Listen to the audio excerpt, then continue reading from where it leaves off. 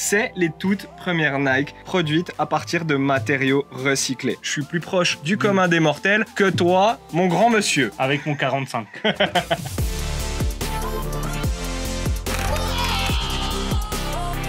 Adieu les amis, bienvenue aujourd'hui pour une nouvelle vidéo, de nouveau avec notre ami Chris. Il va vous présenter une paire assez atypique, est-ce qu'on peut dire ça? C'est des chaussures bio. Elles sont durables, elles sont recyclées. Elles sont durables. Clairement durables et recyclées, ouais. Moi j'ai rien à faire là, hein. Moi je suis juste là pour faire genre, mais moi je vais les déballer. Hein. Ici on est sur une Dunk Low Pro I, qu'on appelle aussi cratère. C'est les toutes premières Nike qui sont produites à partir de matériaux recyclés. Nike est dans un mouvement qu'ils appellent actuellement Move to Zero et on voit plusieurs collections qui arrivent. Il y a les cratères, comme ces Dunk là, comme quelques paires de Air Force. Il y avait aussi les D-Break qui sont venus avec cette même semelle recyclée. La collection Space Hippie qui est sortie récemment, qui sont aussi totalement à partir de matériaux recyclés. Est-ce que t'as pas remarqué quelque chose quand t'as ouvert cette boîte? Qu'est-ce que t'as d'habitude quand tu sors des shoes? Il est passé où le papier? Ah ouais, c'est vrai. Il n'y a pas de papier. C'est le Move to Zero de Nike. Ils ont retiré tout ce qui était superflu. Pas de papier pour emballer tes chaussures. Ah mais même à l'intérieur, il y a pas de papier pour remplir tes chaussures à l'intérieur qui fasse office d'embauchoir.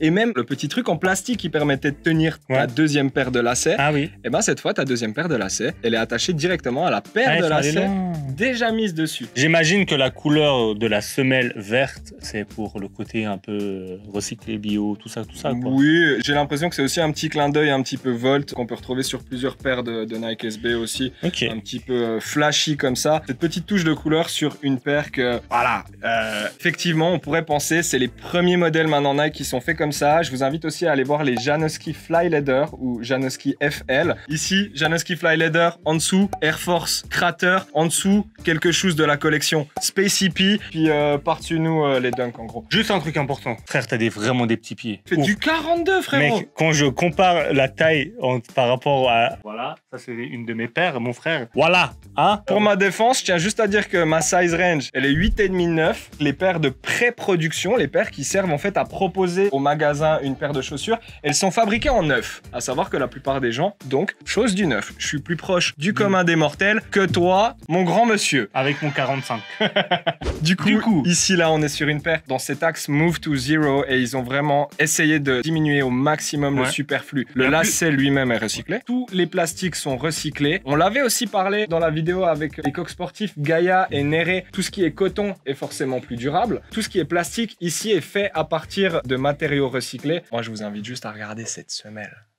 C'est une beauté, cette semaine, une beauté. Le swoosh, ici, on voit qu'il est fait en tissu. Alors ça, c'est pas une première qui soit uniquement cousu. Par contre, on remarquera qu'en fait, ces coutures sont beaucoup plus écartées. Ça aussi, c'est un move de Nike pour diminuer enfin l'empreinte, l'utilisation de matériaux pour créer une chaussure. Ça, on le retrouve par exemple sur la Janoski Fly Leather. Je voulais juste vérifier un truc. Si vous regardez là, apparemment, il n'y a pas sur les autres paires, c'est marqué Support Your Local. Alors, on trouve Support Your Local dans les shoes ISO, les in-shop only, parce que Support Your Local, on sait que Nike SB, donc la division SB de Nike, est très impliquée auprès des skate shops, des différentes régions. Ils essaient de rester très en contact. D'ailleurs, on a vu beaucoup de collabs avec des skate shops directement. C'est un peu la manière de Nike de rendre l'appareil à ces skate shops en créant des shoes uniquement pour eux, pour demander en fait tout simplement aux skateurs d'aller dans ces skate shops, de se rendre là-bas. Et moi-même, je vous y encourage. Rendez-vous dans vos skate shops locaux, allez les voir, choper un t-shirt, choper une board, un petit hoodie, en même temps que vous chopez des dunks. C'est bien beau de faire toutes les raffles, c'est bien beau de faire la queue,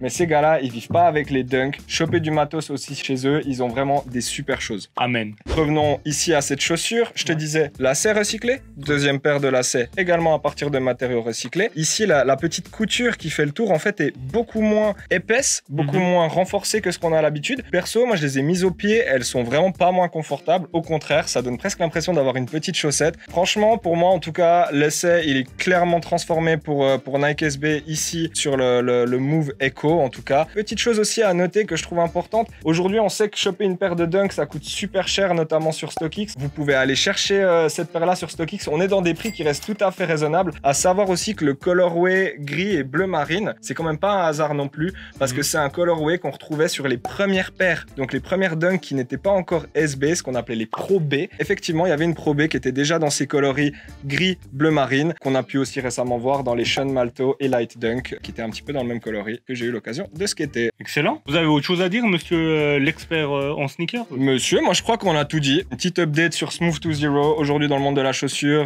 il y a de plus en plus d'efforts qui sont faits dans ce sens-là et puis ça fait vraiment plaisir. Et si vous demandez à quoi je sers ici dans la vidéo, ben à rien. Mais merci beaucoup monsieur l'historien pour ces explications. S'il y a des gens qui ont envie qu'on déballe ou qu'on présente, parce qu'ici monsieur c'est Wikipédia disons du sneakers. Donc s'il y a une paire en particulier dont vous souhaiteriez qu'on déballe, que monsieur ici présent vous fasse découvrir en fin de compte l'histoire, mettez-nous en commentaire. Lâchez un com, vous pouvez venir dans les DM aussi, il n'y a pas de souci, on est là. Par contre, demandez-nous pas les Nike Mag, hein, parce qu'on n'a pas 30 000 balles pour les acheter. Hein. Non, je dis ça, je dis rien. Voilà, allez, à plus. Peace.